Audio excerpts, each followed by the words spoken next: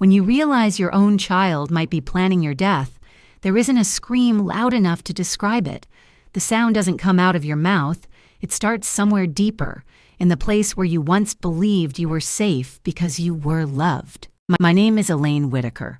I'm 70 years old. I've lived in this same Ohio house for 42 years. It's the one my late husband David and I saved every penny to buy so our children would have a backyard to play in. I raised Mark and Anna here, watched them grow up under the maple tree, patch their skinned knees, dried their tears after the high school heartbreaks. I used to think that counted for something, that it meant no matter how life turned out, they'd remember I'd been their constant, their anchor. But the truth is, some people remember everything you give them only long enough to figure out what more they can take. It was a Wednesday morning when the phone rang. I was sitting at the kitchen table with my tea cooling in front of me, the newspaper open to the crossword I couldn't quite concentrate on. When the call came, the screen flashed with a number I didn't recognize. Normally, I wouldn't pick up, but something in my gut told me to answer. "Mrs. Elaine Whitaker," the voice said, bright and practiced. "Yes? This is Jeffries and Monroe Insurance Group. We're calling to confirm beneficiary details for your policy update." I blinked. Sure, I'd misheard. "I'm sorry. My policy update?" "Yes, ma'am," the man continued. "Your life insurance policy number ending in 4329, was recently increased to $500,000.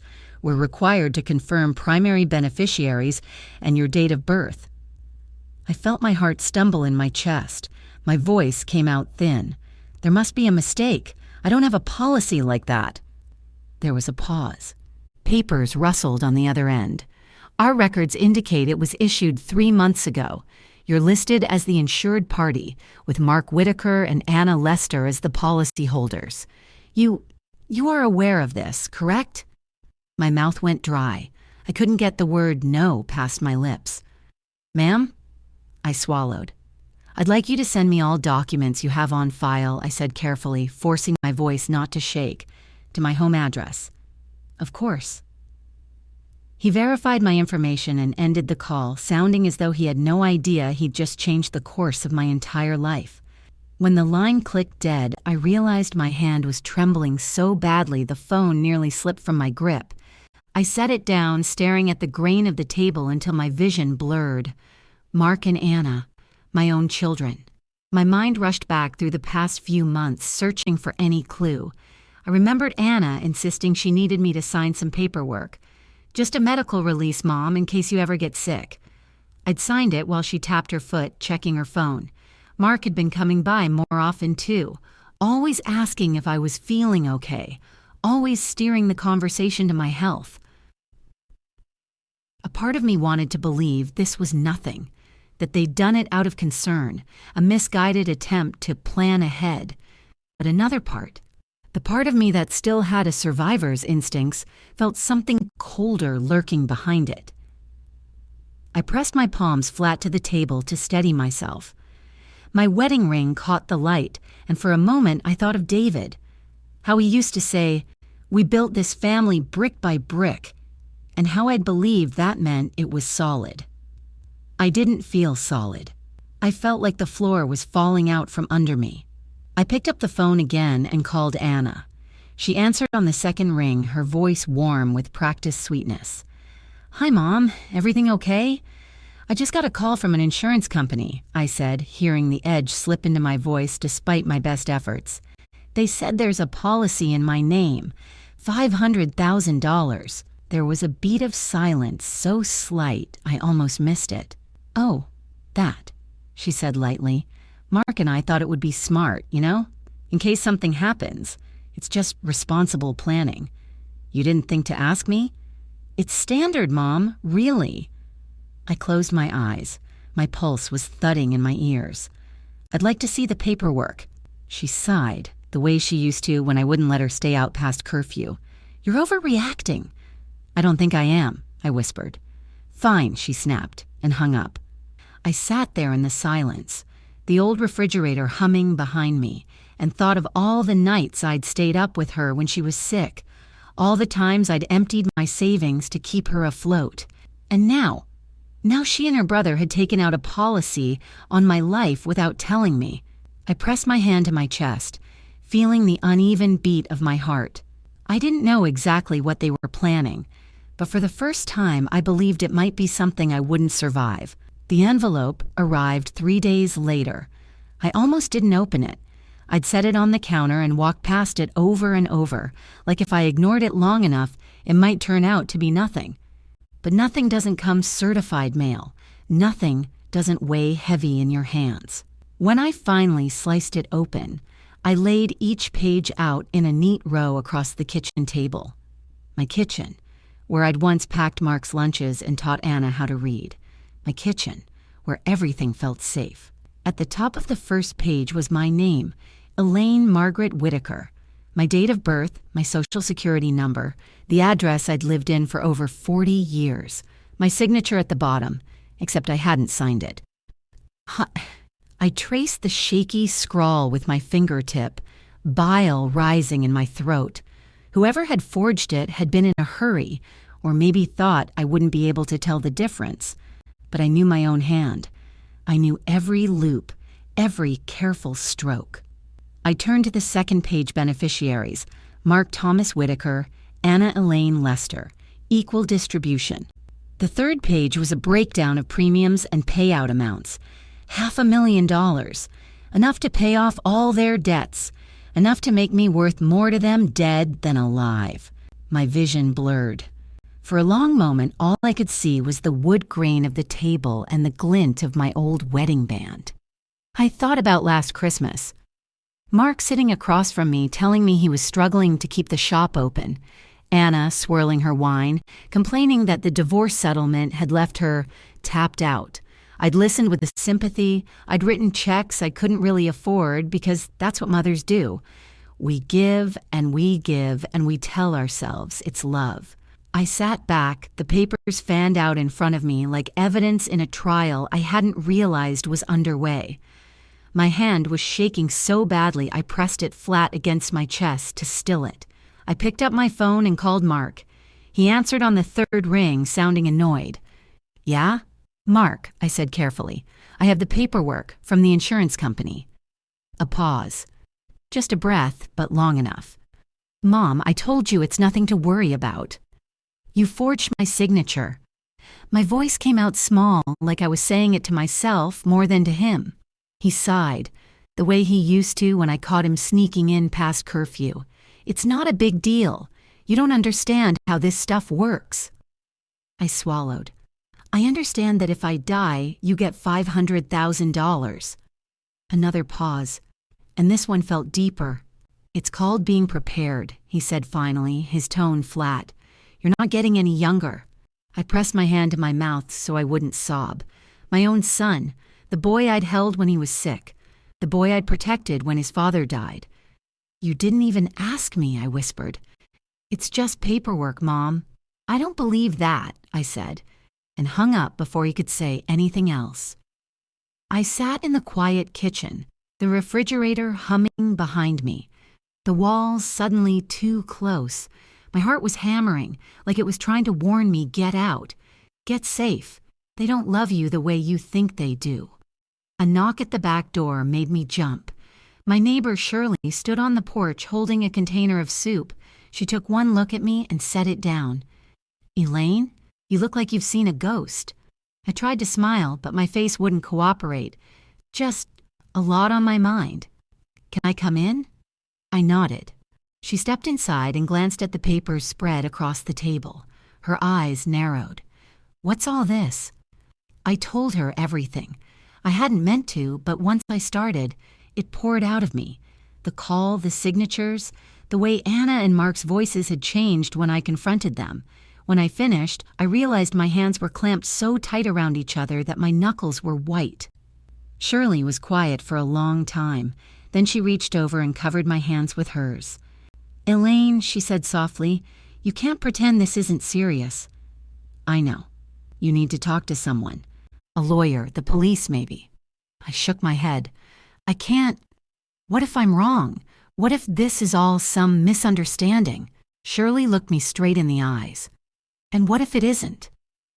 I stared down at the forged signature, my name twisted into something I didn't recognize. I don't know what to do, I whispered. You start by protecting yourself. She helped me gather the papers into a folder. As she left, she squeezed my arm. You're not alone, she said. I watched her cross the yard back to her house, the late afternoon sun slanting across her shoulders. But when I turned back to the kitchen, the quiet was so heavy it felt like it might crush me.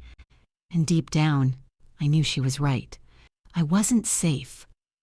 Not anymore. I didn't sleep that night. I sat in my living room with every light on, the folder clutched in my lap like a shield. Every time the furnace clicked on, I flinched. I kept thinking about that voice in my son's ear when I'd called, flat, unbothered, as if my life were just another asset to manage. By dawn, my mind felt scraped raw. I kept replaying Shirley's question, what if it isn't a misunderstanding? Around 9 o'clock, Anna called. The sound of her name on the screen made my stomach clench.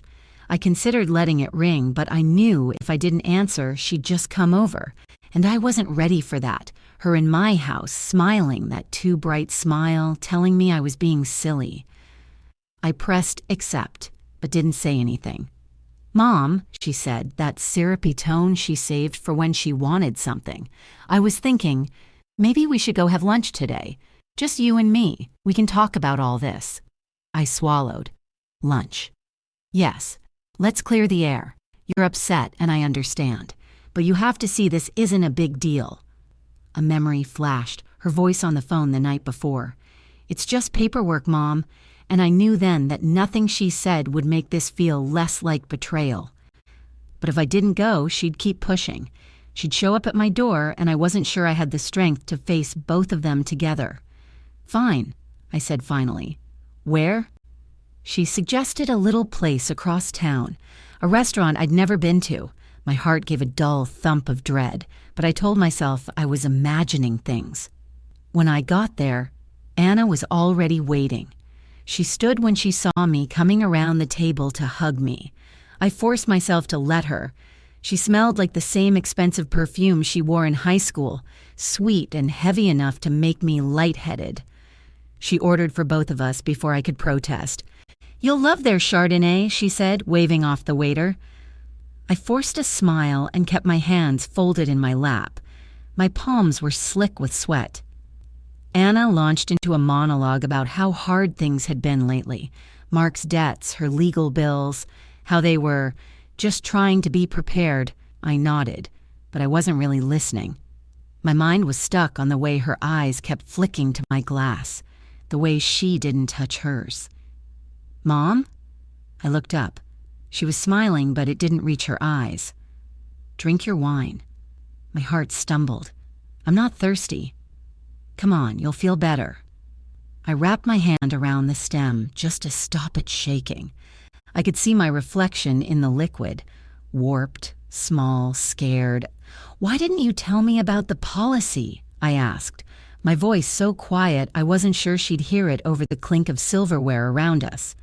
She sighed. Because you overreact to everything, it's just insurance. I set the glass down without drinking. Then why forge my signature? Her jaw tightened. Mark handled the paperwork. Maybe it was a clerical error. You expect me to believe that? She didn't answer. She just stared at me across the table, her eyes dark. For the first time, I saw her as a stranger. I want you to cancel it, I said. That's not your decision, she snapped, then caught herself, smoothing her expression back into something pleasant. I mean, it's complicated. Let's not talk about it here. But we were already talking about it, and I wasn't going to pretend anymore. I'm not going to let you do this, I said, my voice steadier than I felt. Her smile thinned. You don't have a choice. I felt like the floor was tilting. My vision went blurry.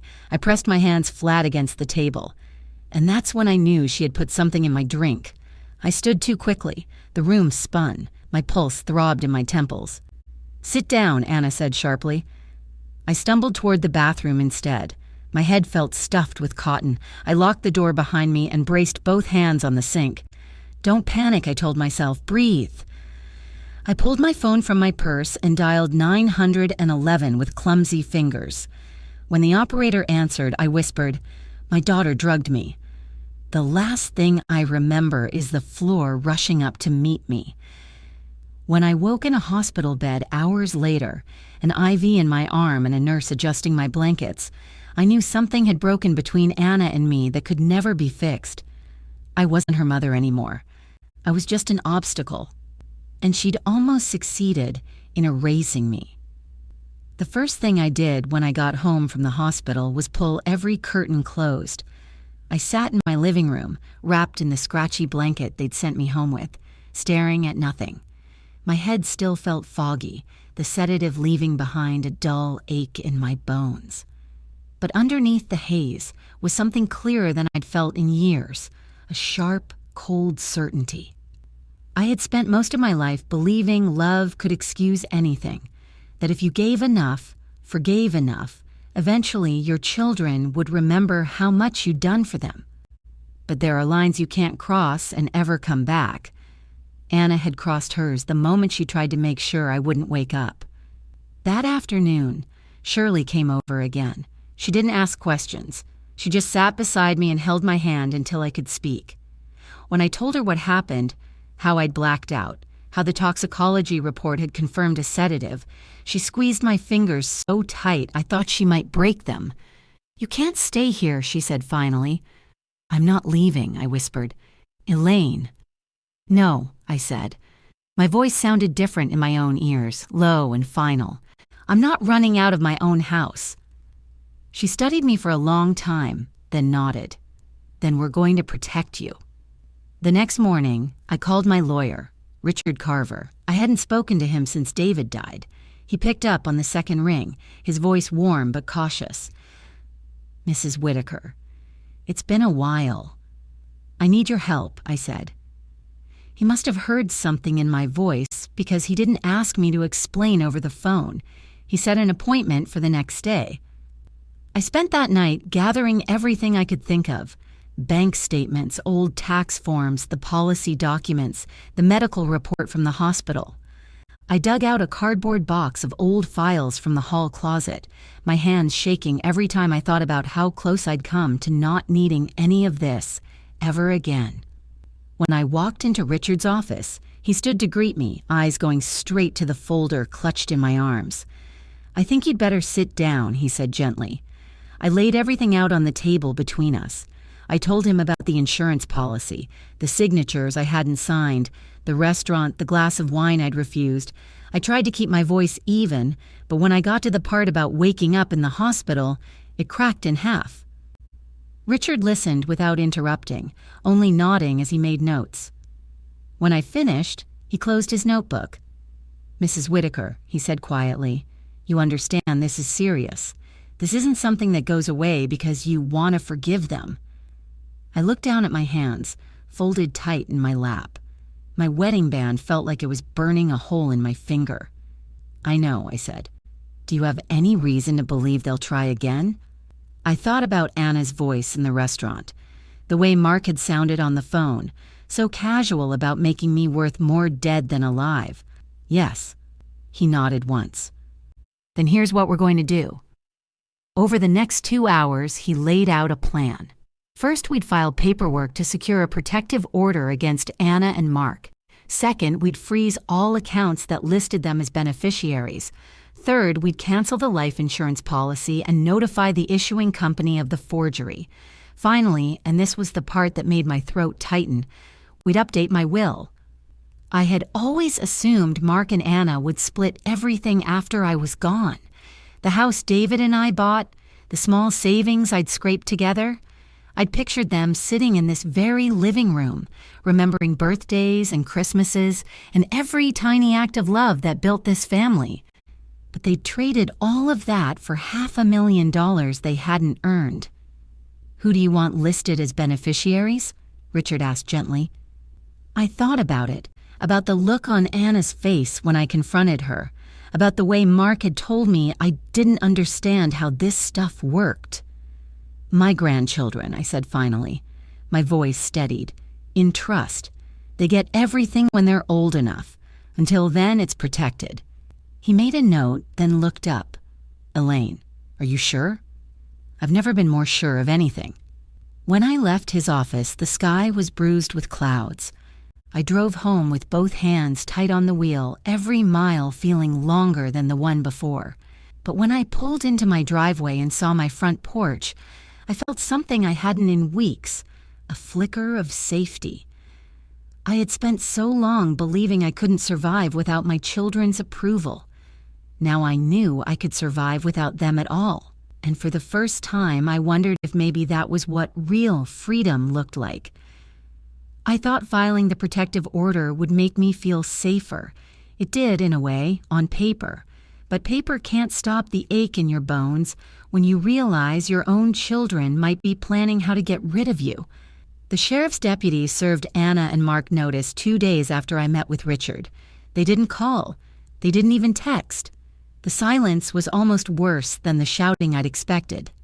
I started moving through my days like a ghost in my own life.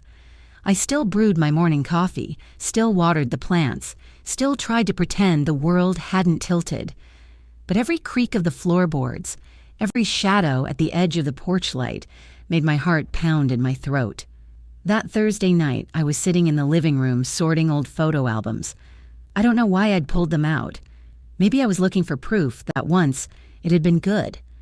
That once I'd been enough. The photos were full of small, forgotten moments. Mark at 6, beaming with a missing front tooth. Anna in her prom dress, flushed with excitement. David standing behind them with his hands on their shoulders, smiling like he'd never imagined they'd grow up to be strangers. I was still turning the pages when I heard the knock at the back door. It was nearly 9 o'clock. No one knocked at that hour unless something was wrong. I froze, listening. Another knock, louder, impatient. I stood and moved quietly into the kitchen. Through the narrow window in the door, I could see Mark's silhouette. He was wearing that old brown jacket he thought made him look respectable.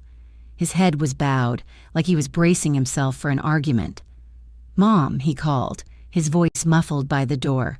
"Open up. We need to talk." I didn't move. My breath felt stuck behind my ribs. "I'm not going away," he said after a moment. "Either you open this door or I come back with Anna, and we make this right." I thought of the restaurant, the taste of fear sharper than any drug. "No," I said, my voice low but steady. "I'm not letting you in." He hit the door with the flat of his palm, a sudden thud that made me jump. "Mom, stop being dramatic," he snapped. "This has gone too far. You're confused. You're sick. Anna said you've been acting unstable. Let us help you." "I don't want your help." "You don't know what you're doing." I swallowed. My hand was shaking so badly I pressed it against the counter to keep from dropping the phone. I'd promised Richard I'd call if they showed up. I'd promised Shirley, too. I dialed Richard first. Voicemail. I tried the sheriff's department next, my thumb fumbling over the screen. 911, what is your emergency? "My son is at my door," I whispered. "I have a protective order. He's trying to get inside." The dispatcher's voice was calm. "Stay on the line with me. Officers are on their way." I backed away from the door, pressing myself into the corner where the stove met the wall. My heart was hammering so hard I thought it might bruise my ribs from the inside. "Mom," Mark's voice rose, raw with anger. "You think you can just cut us out? You think you can take everything and leave us with nothing?" I closed my eyes. For a moment, I thought I heard David's voice, the way he'd sounded when Mark was little and inconsolable after losing a toy. "You don't have to give in just because he's yelling, Elaine." I took a shaky breath. "You need to leave," I said. Silence. Then, "You'll regret this," he hissed. Blue lights bloomed against the walls a moment later. Mark turned, his silhouette shifting. A deputy's voice barked an order I couldn't make out. The next minutes blurred, doors opening, footsteps pounding across the porch. Mark's voice raised in furious disbelief. I stayed in the corner, clutching the phone to my chest. A female deputy came inside, her face softening when she saw me. "Ma'am, you're safe now," she said. "He's being taken into custody for violating the order." I nodded, though my body felt like it belonged to someone else. After they left, the house was so quiet it roared in my ears. I sat back down at the table, staring at the photo albums, my hand still trembling. The last time Mark had looked at me with love was years ago, before life had taught him that money mattered more. I thought there would be relief when he was gone. Instead, there was only a hollow space where hope used to live. I was alone, but I was alive. And for the first time, I understood those two things weren't the same and didn't have to be. The next morning, the deputy called to let me know Mark had been released on bail. She said it gently, like she expected me to fall apart, but there was nothing left to shatter. I thanked her, hung up the phone, and stood in my kitchen for a long time, staring out the window at the backyard where my children had once played. The grass was damp with dew. The swing set David built was still standing, though the chains had rusted and the seats sagged. I thought about how many times I'd pushed them on that swing, how many times they'd begged, "Higher, Mama, higher." How simple love had been back then. Just the weight of a small body in your hands and the certainty that you were everything they needed. It was a long way from that memory to here. I spent the next few days in a kind of quiet survival mode. I changed the locks. I installed a security system. I called the insurance company and sent them copies of the forgery report, the protective order, the toxicology results. They told me the policy would be canceled immediately and that an investigation would be opened. The woman on the phone sounded horrified. She kept saying how sorry she was, how rare cases like mine were. I almost laughed. Rare didn't mean impossible. And I was living proof. Richard helped me finalize the new will. He arranged for the trust to be set up in my grandchildren's names, with strict provisions to keep Mark and Anna from ever touching it. He told me gently that there would be consequences, legal ones, financial ones, that it would be ugly before it got better. I told him I didn't care. I'd already survived the ugliest part. When the official letters went out, notification that they were removed from everything, I waited for the explosion, for the phone calls, the pounding on my door, but there was nothing. The silence stretched on day after day. It was strange how quiet could feel like both punishment and relief. I started walking in the evenings, just around the block. Sometimes I'd see neighbors I'd known for decades. They'd wave, cautious sympathy in their eyes, and I'd wave back. Some of them must have heard by now. Small towns don't keep secrets long. But no one asked, and I was grateful. One evening, as I was coming back up the walk, I found a small envelope tucked behind the screen door. My heart seized before I even picked it up. I braced myself for threats or pleading or blame, but it wasn't from Mark or Anna. It was from my granddaughter, Emily. Just 15, old enough to understand that something had happened, too young to know all the details. "Grandma, I don't know why Mom and Uncle Mark are mad, but I love you. I hope you're okay. If you want me to come visit, I will." There was a little heart drawn next to her name. I pressed the letter to my chest and let myself cry for the first time since the night Mark pounded on my door. Not because I was scared, but because I was still loved, even if it wasn't by the people I'd thought would never leave me. A week later, Richard called to tell me the insurance company had decided to pursue charges for fraud. My children, my own children, would be facing criminal penalties. I thought there would be satisfaction in hearing that, but there wasn't. There was only a kind of weary understanding. Some debts can't be paid back, and some betrayals can't be undone. I decided not to go to the hearings. Richard said he'd handle everything. Instead, I spent that day planting new flowers along the back fence. Marigolds, petunias, a few early chrysanthemums. As I pressed each root into the soil, I tried to think about something besides the past. I tried to imagine a future where I wasn't constantly checking over my shoulder.